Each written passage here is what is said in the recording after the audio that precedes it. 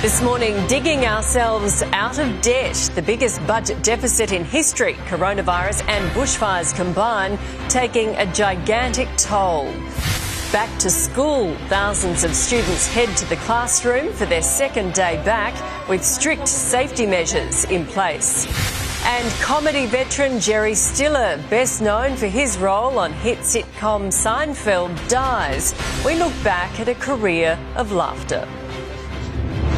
This is 7 News with Natalie Barr. Good morning. The Treasurer will today reveal the devastating economic impact of the pandemic as the country emerges from coronavirus hibernation.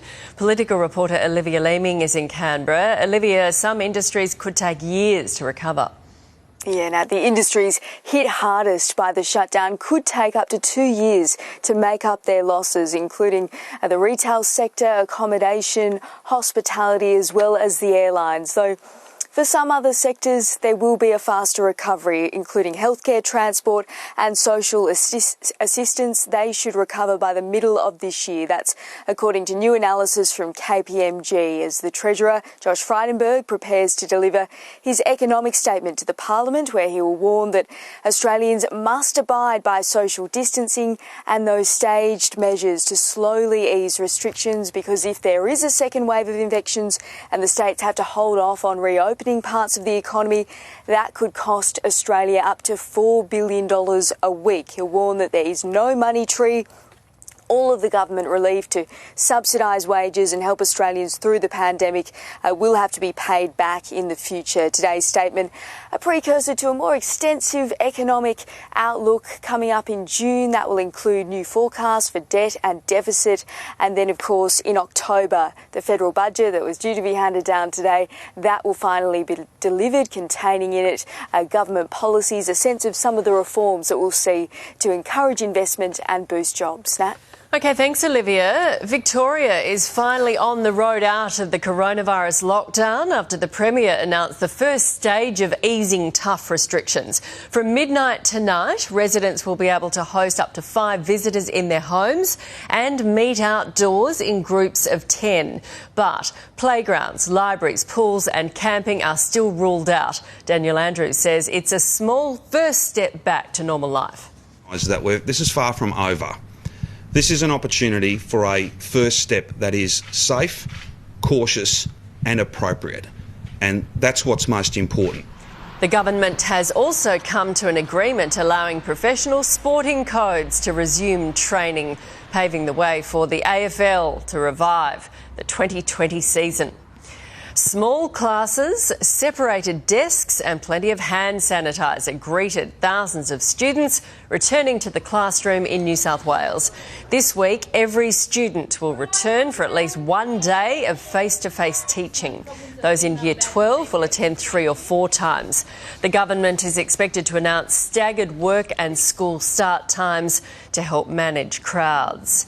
Education Queensland is preparing for all grades to return to school in a fortnight after a successful first day for the state's youngest and oldest. Kindergarten, prep, Year 1 and Years 11 and 12 students returned to the classroom yesterday, but with strict safety measures in place. Almost 83% of the combined year groups turned up for face-to-face learning. The easing of regional travel bans in WA is sparking complaints from some communities who say they're being left out. From next week, travel between some regions will reopen, but the Midwest, Pilbara, Kimberley and Esperance regions will remain closed off. Premier Mark McGowan says the measures are based on advice from experts. An Australian law firm is launching a class action against a luxury cruise liner that set sail for Antarctica 4 days after coronavirus was declared a pandemic. Aurora Expeditions is being accused of endangering the safety of hundreds on board by allowing the ill-fated Greg Mortimer ship to leave Argentina. There were repeated warnings from health officials about the heightened risk of infection on cruise ships. 128 people became infected and 1 crew member died. More than half the people on board were Australians. Virgin Australia staff potentially exposed to infected Ruby Princess passengers have told investigators they were kept in the dark about the extent of sickness on board. They were at Circular Quay to organise onward travel, not realising their clients could be carrying COVID-19. As infected passengers left the Ruby Princess on March 19, Virgin staff directed hundreds to connecting flights. 7 News has learnt those airline staff have spoken with police, saying they were categorically told no one on board had coronavirus. People haven't been adequately told about some of the consequences that we've experienced as workers. In fact, coronavirus could not possibly have been ruled out. There were no test facilities on the Ruby Princess. Carnival Australia tells us we adhered to public health advice from the government, which was equally available to airline operators. At the Special Commission of Inquiry today, a senior Carnival executive also denied having ever said categorically there were no coronavirus cases on board the Ruby Princess on the morning of March 19. A previous witness has a starkly different recollection. From a Ports official on Wednesday relating a conversation with Carnival's Paul Mifsud. He basically said it was basically business as usual. He said that NSW Health had deemed the ship a low risk, that it wasn't a COVID ship, that the ambulances weren't related to COVID. And from Mr Mifsud today. Did you say to him words to this effect, look, it's business as usual? It doesn't sound like I'd say that. Or did you say that New South Wales Health have not said it is a COVID ship? No, I do not believe I said that. The inquiry has adjourned to resume later this month. Robert Ovadia, 7 News. Gold Coast tourism bosses are asking for an urgent funding boost as the industry tries to recover from the coronavirus pandemic. The holiday hotspot is tipped to lose up to 10 million tourists this year, costing an estimated $4 billion. Destination Gold Coast is preparing to go big and bold in the battle for domestic tourists, targeting Sydney and Melbourne with ad campaigns and requesting permission to trade on the beach. During these tough times, credit cards have become even more important when juggling household expenses. On the road out of this crisis, some providers are now giving those drowning in credit card debt some breathing space, with good deals on offer for balance transfer accounts.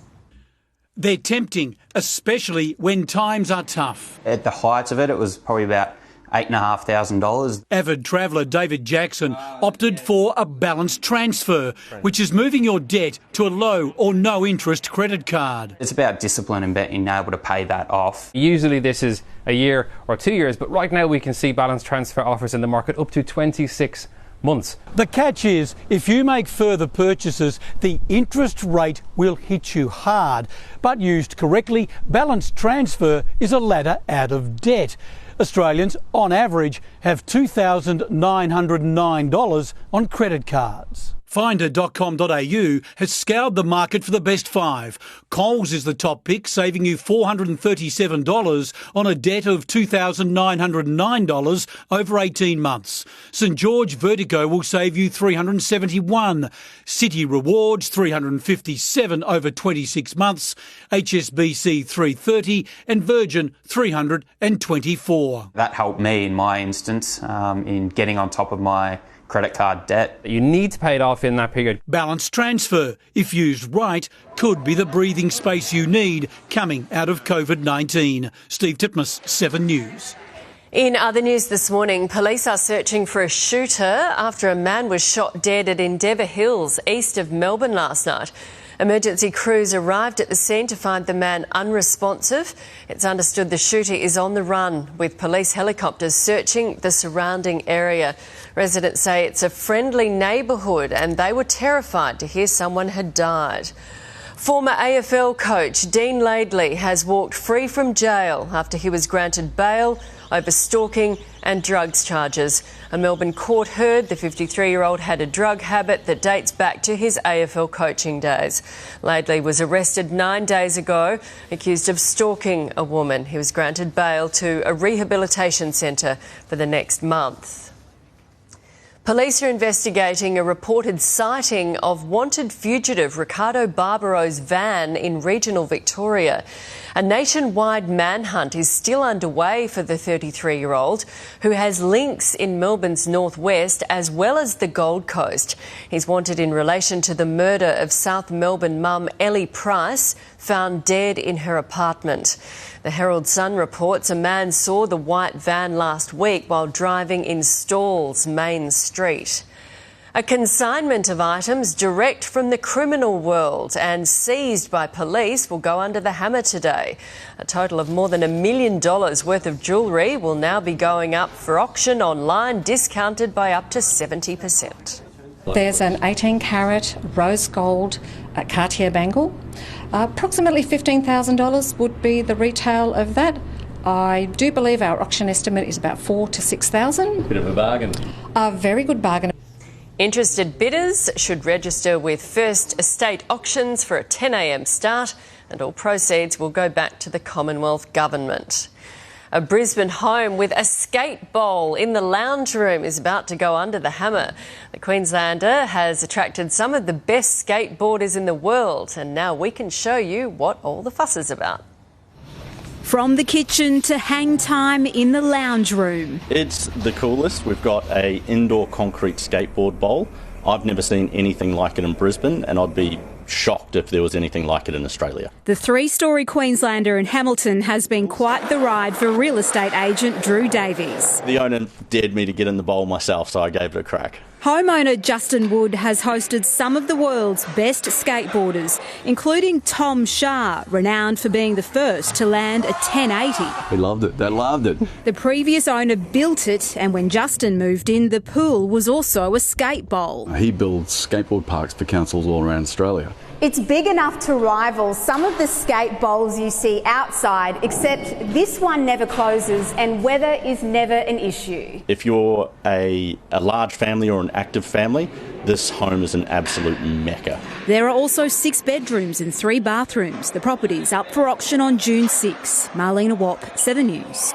Next on 7 Early News today, new coronavirus infections spark unease in China, where stringent lockdown measures were starting to be relaxed. And isolated Australians are being urged to get their gear off, all in the name of art. Up next, the man behind these bold photos takes his next project indoors. A new coronavirus outbreak in China has prompted fears a fresh wave of infections is taking hold. The city of Shulan, near the Russian border, has gone into lockdown after a cluster of cases was linked to a woman with no known exposure to the virus. Meantime, Wuhan, the epicentre of the world's coronavirus outbreak, has reported 5 new cases from the same residential compound. The new infections come just a week after China designated all regions in the country as low or medium risk. Commuters were back on the London Underground trains the morning after Boris Johnson revealed his plan for easing Britain's lockdown. The Prime Minister told Question Time the first easing of restrictions begins on Wednesday, with the relaxing of limits on outdoor exercise and leisure activity. If there's no new spike in infections, there will be a gradual reopening of schools, shops, pubs and restaurants. And in a change of advice, he says people should wear masks in enclosed spaces such as buses and trains. France has begun lifting its lockdown, with millions of people returning to work after 8 weeks of restrictions. Shops are reopening, younger students are back at school, and people no longer need travel certificates when leaving home. But some parts of the country where infection rates remain high, including the capital Paris, are under tighter controls. Cafes, restaurants and beaches remain shut until June. One of Hollywood's much-loved comedic actors, Jerry Stiller, has died at the age of 92. Stiller is known for his roles in Seinfeld, The King of Queens and opposite his son, Ben Stiller, in Zoolander. But perhaps his most loved character was Frank Costanza in the classic sitcom. But out of that, a new holiday was born. A Festivus for the rest of us. Stiller first found fame in the 1960s as part of a husband and wife comedy team with his wife of 62 years, Anne. Checking finance now. The Dow Jones fell overnight. The Nasdaq was up 112 points. In London, the FT 100 was higher. Germany's DAX was down. Closer to home, Japan's Nikkei and Hong Kong's Hang Seng closed higher. The All Ords was down 19. The ASX 200 closed 21 lower. On the commodities market, gold is trading at $1,694 an ounce. Oil is $24 a barrel. The Aussie dollar is buying almost 65 US cents today, 69 Japanese yen and $1.07 New Zealand. A photographer best known for capturing large naked groups has now come up with a new way to keep working without breaking quarantine laws. Instead of heading outside, he's going virtual. A new nude project inspired by coronavirus quarantine. American photographer Spencer Tunick normally pushes the boundaries outdoors. Now, with social distancing, he's moving his artwork indoors and online. Stay Apart Together aims to get 100 Aussies to take their gear off, taking a screenshot instead of a photo. I will orchestrate people into different positions the same way that I've done it in public space. The artwork will take place on Zoom and will swap the photographer's typical backdrops, like the Opera House, for participants' own homes, making it slightly more comfortable to disrobe. Famous for gathering people to pose in large-scale nude photo shoots from car parks in icy weather to grand European castles, the American photographer has produced more than 120 nude group installations in more than 30 countries. Do something different, be part of an artwork, and sort of give you that sense of empowerment as well, even though it's only you. To volunteer for his latest project, you just fire off an email. His message, simple yet powerful. Stay strong and united. Samantha Brett, 7 News. Next on 7 Early News, quarantine chaos as the AFL attempts to announce a revamped footy season and the cost-cutting proposal that continues to divide the NRL. Star Penrith halfback Nathan Cleary has been banned for 2 games for misleading the NRL integrity unit. Cleary was caught lying about flouting social distancing rules when video of him dancing with women at his home was posted on social media. Cleary's teammate Tyrone May has also been suspended for 2 weeks for his involvement in the cover-up. The 22-year-old has been fined $30,000. Both players will have the opportunity to respond before a final determination is made. The number of league players and coaches against the plan to switch back to one referee is growing by the day. Origin stars David Klemmer and Moses Mbai voiced their concerns yesterday as training ramped up in preparation for the May 28 relaunch. Never before have players been so happy to rip into each other. Might have to jump on some anti-inflammatories tonight and have an ice bath, but yeah, it's good. Coming together and cuddling, it was pretty cool. The return to contact training is a welcome one for David Klemmer, who's been homeschooling son Cooper. Probably lasts about 5 minutes and then I'm out because I think my son's smarter than me. Already he's in year 1. Klemmer is among a growing number of players and coaches unhappy with plans to revert to one referee. Once you go back to one, the main focus is there, slowing the ruck down. One ref controlling everything, so yeah, actually could be harder for me. It'll probably slow it down because there'll be less eyes on the ruck and things like that. But the Commission chairman is unmoved. Peter V'landys says one ref, combined with a new 6 again rule for ruck infringements, will finally stamp out wrestling. The 2 referees have not stopped the wrestle. Giving the attacking team 6 again, even if it's the 5th and last tackle, will be a major deterrent for anyone that's trying to slow down the ruck. It's all part of a $50 million cost-cutting drive. Other measures include slashing the wages of the CEO and his executive team and a cap on football department spending. Every department at League headquarters is under review, except for the bunker and those who work in it. Now other codes want to share it. If we can apportion the cost to a number of sports and all the sports get together, it makes it affordable. Michelle Bishop, 7 News. A revamped AFL fixture is expected to be announced tomorrow, but it remains unclear when all 18 clubs will be permitted to return to full contact training. Victorian clubs have been given the green light, but restrictions remain in other states. Clearly, teams are subject to different regulations of their states, so the AFL will need to ensure we prepare and resume training on a level playing field. Crows assistant Ben Hart has been stood down for 6 weeks after the club broke the AFL's strict training protocols in the Barossa. 16 players received suspended one-game sentences. Next on 7 Early News, a look at how the weather's shaping up in your part of the country. Taking a look at the weather around the country now, onshore winds are generating a few showers over Tasmania, southeast South Australia, northeast Queensland and parts of the Northern Territory. Around the capitals, Brisbane partly cloudy, Sydney sunny today, Melbourne partly cloudy, Adelaide showers developing, Perth partly cloudy and a sunny day ahead in Darwin. That's 7 Early News for this Tuesday, the 12th of May. I'm Natalie Barr. Now